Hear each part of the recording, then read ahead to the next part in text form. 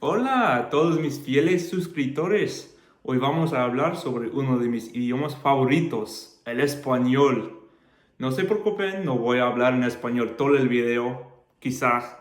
To start, Spanish is the main language spoken in all of these countries, and is the second most widely spoken language in all of these countries. It descends from Latin, making it one of the Romance languages, which puts it in the same broader family of Indo-European as English. English and Spanish have a lot in common, especially in vocabulary, which makes both of them some of the easier languages to learn for speakers of the other, yada yada. What I really want to talk about today is what makes them different in Scrabble. Let's start with the rules. Their rules are basically the same. The only real differences in tournament play are that you get 30 minutes instead of 25 in English, and that the letters and numbers in the coordinates are switched. Though that doesn't really matter. Not unless you are Nigel Richards in the Duplicado section of the 2024 Spanish World Scrabble Championships. In that case, it might lose you the competition. But I have a feeling you're not Nigel Richards in the Duplicado section of the 2024 Spanish World Scrabble Championships, so I'm just going to move on to the letters. I've actually got the Spanish version of Scrabble right here. And if we check it out, we will see that the board is exactly identical, other than being in Spanish, of course. The only real difference here lies in the tile bag. For example, even though K and W are letters in the Spanish alphabet, they are rarely used and mostly just in foreign loanwords, so they're not included in this tile set. Another change is that there are a lot less low point consonants, except S's, and a lot more vowels, especially A's. In addition, there are quite a few new tiles that don't exist in English Scrabble. The most obvious is the ñ, which I talked about a lot in this video. It is considered a different letter from the ñ and is worth a whopping 8 points. You're not likely to find any bingos with it, but it can score you pretty well, especially if you know its two-letter words ña, ño, and ñu. There are 3 other new tiles added that are all combinations of 2 letters, or digraphs. These are che, ye, and erre. All of these digraphs make different sounds from the letters that make them up, and are often considered their own letters in Spanish. The che is worth 5 points because it's relatively common and can be found in 2-letter words like cha, che, and cho. The eye and erre are both worth 8 points because they are a bit rarer, and in fact the only 2-letter word that contains either is ye. In fact, here are all of the 2-letter words. One important thing to know is that in words containing these digraphs, you cannot play the letters that make them up in their place. For example, if I want to play che, I would have to play che and a. I would not be able to play se, ha in its place. The same goes for trying to play 2 L's in place of an eye, or playing 2 R's in place of an R. This does nerf these tiles just a little bit, and is very confusing for me every time I try to play. Wait, why can't I find the che? And are those the ka and w? I thought I just said those weren't in Spanish Scrabble. And like I was saying, the ka and w are not included in Spanish Scrabble. Don't forget I said this. What's going on here? Well, it turns out this Scrabble Edición en Español is just the version they sell in North America.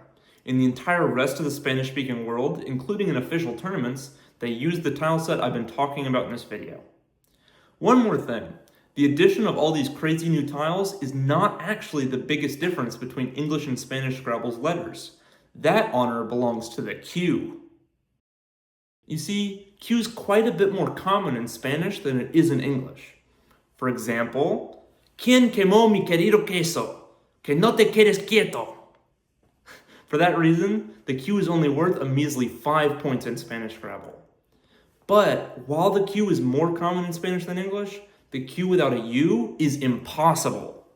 For this reason, whenever you draw a Q, you are almost guaranteed to not be able to play it. And even if you can, you're still probably not going to score that much because it's only worth 5 points. But enough talking about letters, now let's talk about phonotactics. Phonotactics describes how we form syllables, as well as what sequences of sounds are allowed in a language. English has pretty permissive phonotactics, definitely a lot more than Spanish. Probably my favorite example of this is strengths. Just look at that. One syllable where 8 of the letters represent consonant sounds. Though in fairness, both NG and TH do each represent only one sound each here. But still, these kind of consonant clusters just aren't possible in Spanish. Let's look at Spanish's equivalent of strengths, fuerzas. 2 whole syllables, and neither one of them contains more than 2 consonants. Honestly, most Spanish syllables are just a singular consonant followed by a vowel. While Spanish does allow multiple consonants together, it's still a lot more strict about it than English is. This is what a Spanish syllable looks like. You have the optional onset, the mandatory nucleus, and the optional coda. The onset can have 2 consonants, but the first one has to be a stop, like ptk, bdg. And the second one has to be a liquid, so l or r.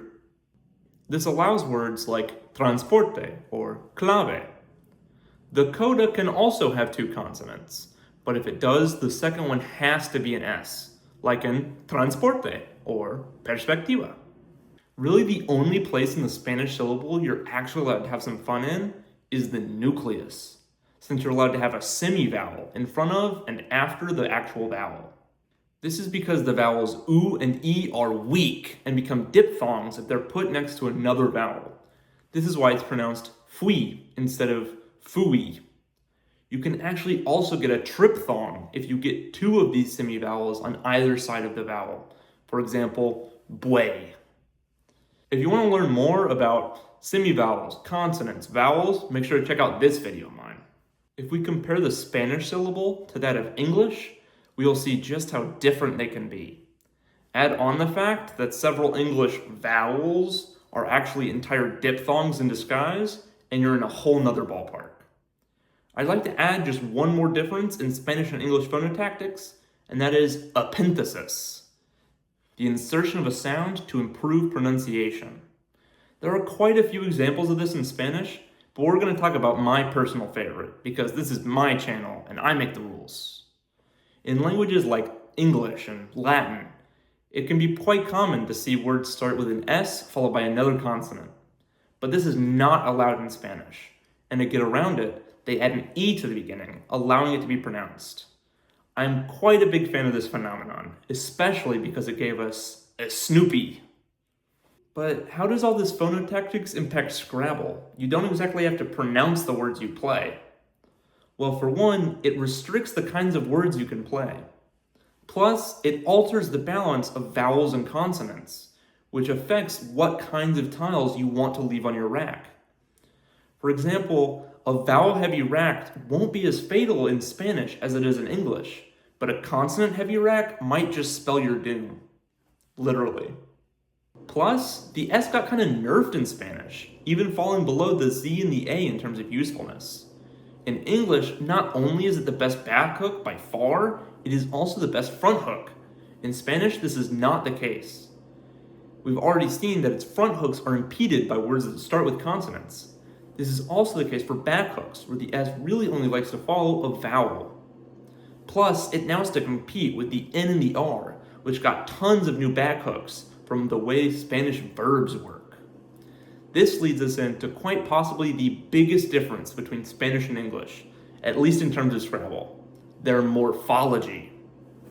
Morphology is how words are formed from morphemes, the smallest bits of language that contain meaning. A good example of the difference between English and Spanish morphology is grammatical gender. In Spanish, every word has a gender, which is expressed through which article you use for it.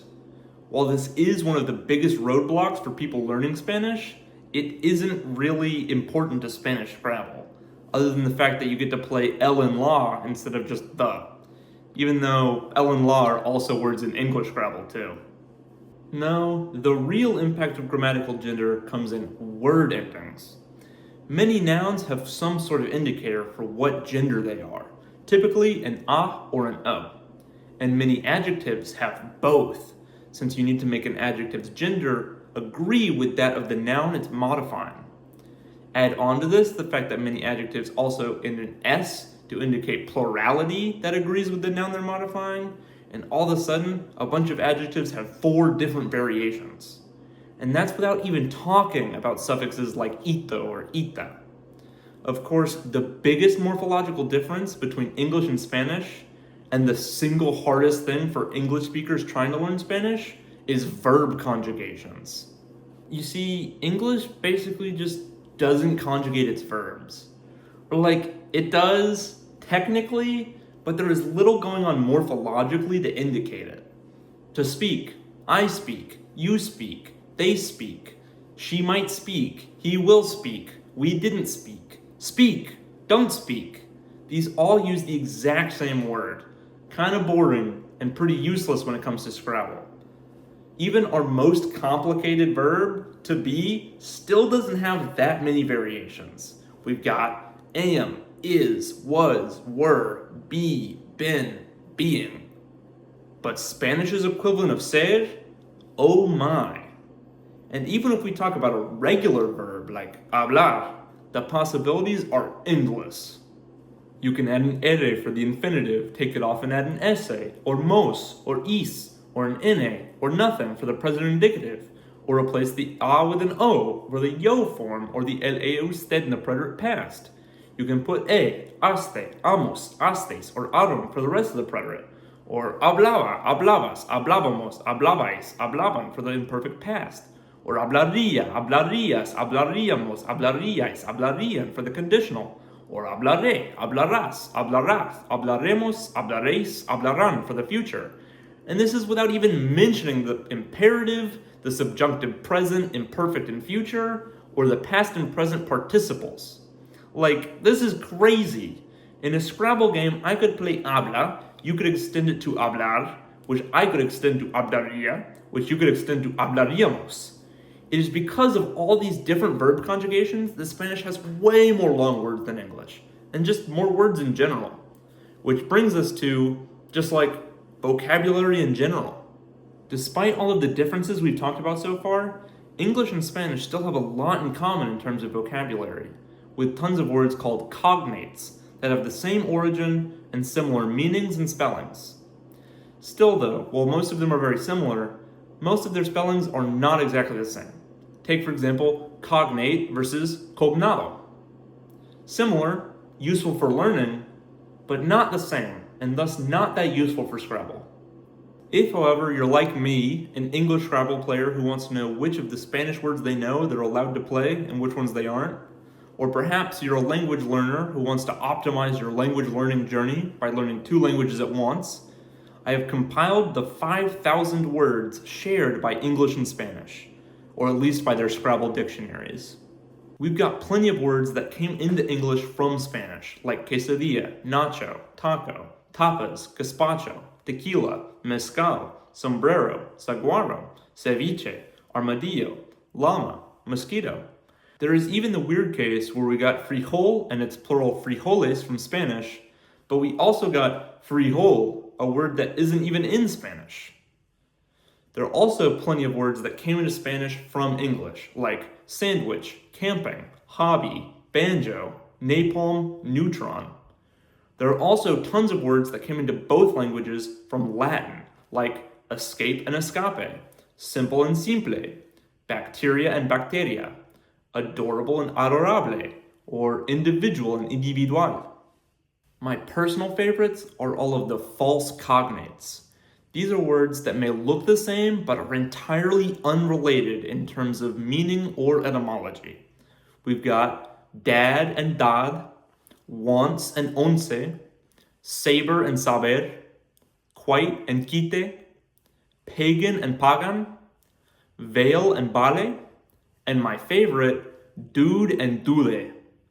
If you want to study all 5,000 words to improve your Scrabble game in both English and Spanish, I'll let you do that now.